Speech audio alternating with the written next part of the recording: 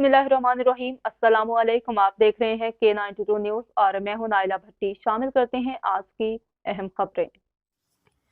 आजम अली की रिपोर्ट के मुताबिक मंगोपीर के इलाके में पानी, सोने, चांदी की कीमतों में फरोख्त होने लगा। मंगोपीर पुलिस की सरपरस्ती में टैंकर माफिया सरगर्म। कराची के इलाके मंगोपीर में टैंकर माफिया का राज। पुलिस ने आंखों पर काली पट्टी बांध ली। कराची में पानी की किल्लत है, पुलिस की जेब गरम, गरीब अवाम शदीद अजियत का शिकार। जबकि टैंकर माफिया के लिए खुशी की लहर, पुलिस ने फी टैंकर पर अपना हिस्सा मुकर्रर कर लिया। तफसीलात के मुताबिक मंगोपीर मजार के करीब घरों के अंदर गैर कानूनी तरीके से पानी की कनेक्शन लगाकर हाइड्रेंट चल रही है।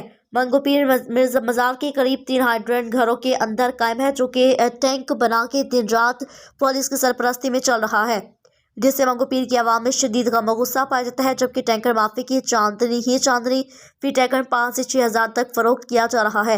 मंगोपीर की आवाम का वज़ीर बल्दियात वाटर बोर्ड के आला अफसरान से मुतालबा है कि इस पर फौरी एक्शन लेते हुए मंगोपीर की आवाम को पानी मुहैया किया जाए, टैंकर माफी से हमारी जान छुड़वाई जाए ताकि पुरसुकून जिंदगी बसर कर सके, हमारे घरों में पानी बहाल हो सके।